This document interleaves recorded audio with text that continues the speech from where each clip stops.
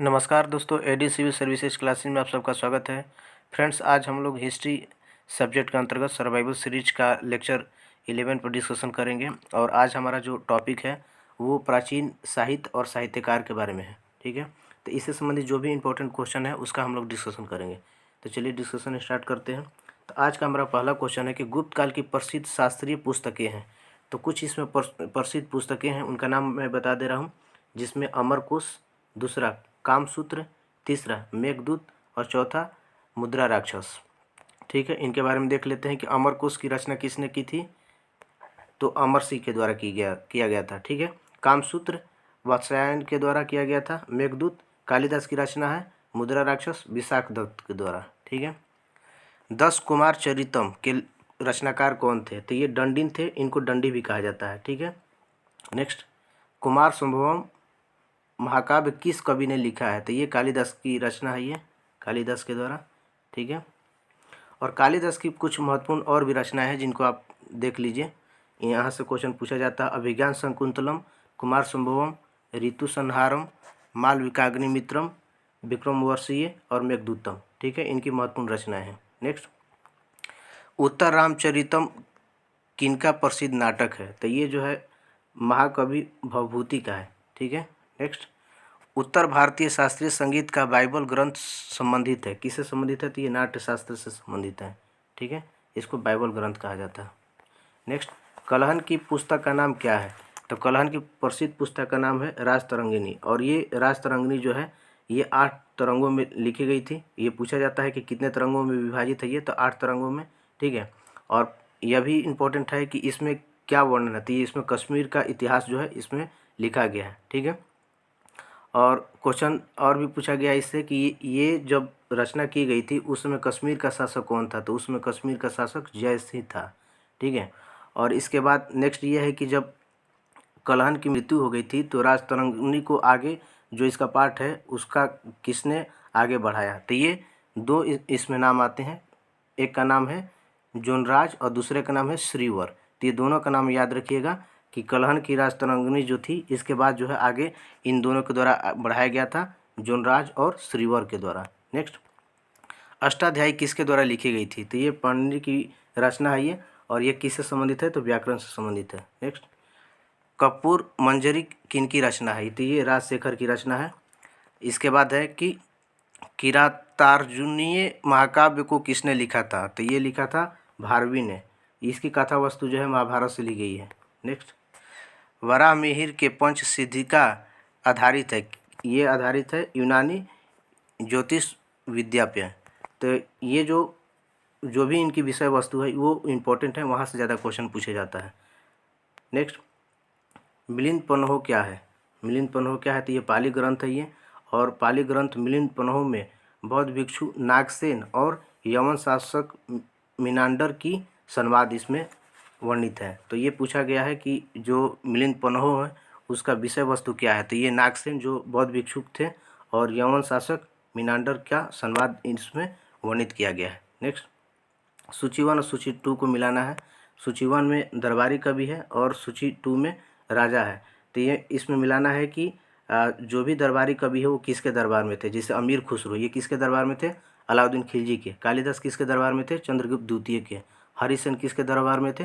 तो समुद्रगुप्त के। ठीक है, और वान भट्ट किसके दरबार में थे। हर्षवर्धन के। बहुत ही इंपॉर्टेंट है ये।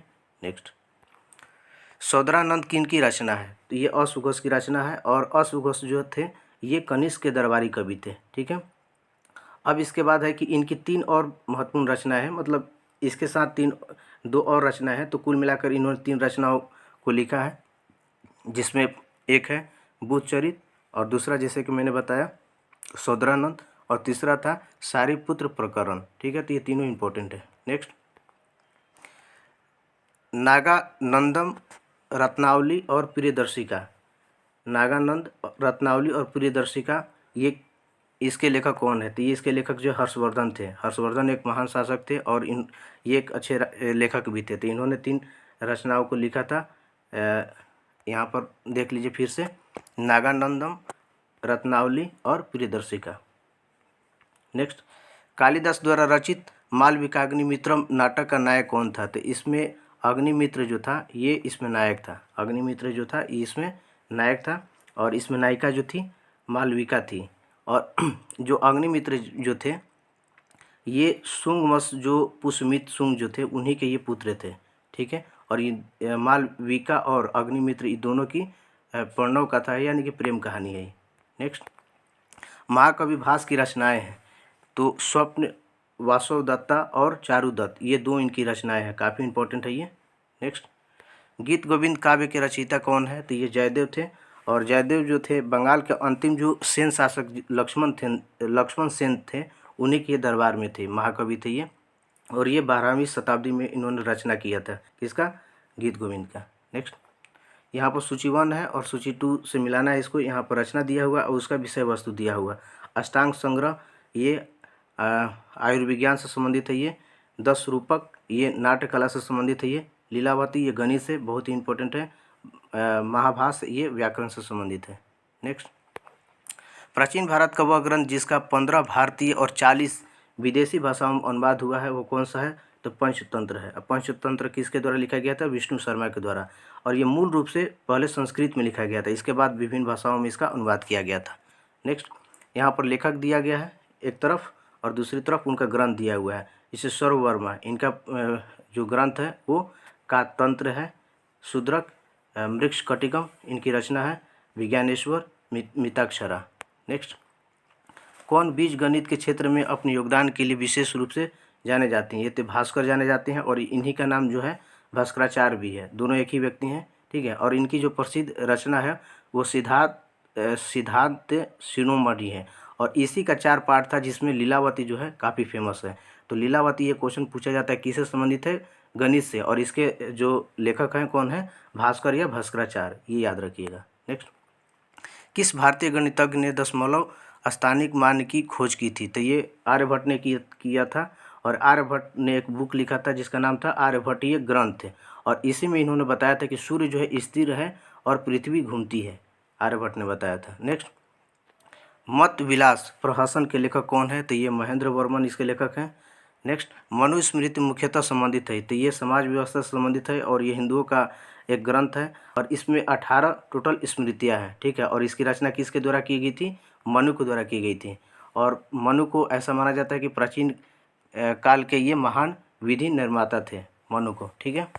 नेक्स्ट, शून्य के आविष्कार किसने किया था तो शून्य का आविष्कार भारतीय के द्वारा तो किया गया था, लेकिन किस भारतीय के द्वारा किया गया था ये ज्ञात नहीं है। तो ऑप्शन में रहेगा कि किसी अज्ञात भारतीय के द्वारा या भारतीय के द्वारा, तो ऑप्शन को टिक कर लीजिएगा, ठीक है।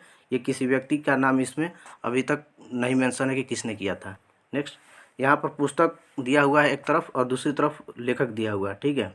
तो लाइफ ऑफ ह्वेनसांग ये हुई ली के द्वारा लिखा गया था। नेक्स्ट, द नेचुरल हिस्ट्री ये प्लिनी द एल्डर के द्वारा लिखा गया था। इसके बाद है हिस्टोरियल फिलिपिकल ये पाम्पाइल ट्रोगस के द्वारा लिखा गया था, ठीक है। और इसके बाद लास्ट है द हिस्ट्रीज ये हेरोडोटस के द्वारा लिखा गया था। नेक्स्ट, सबसे प्राचीन वाद्य यंत्र है तो ये वीणा जो है सबसे प्राचीन है।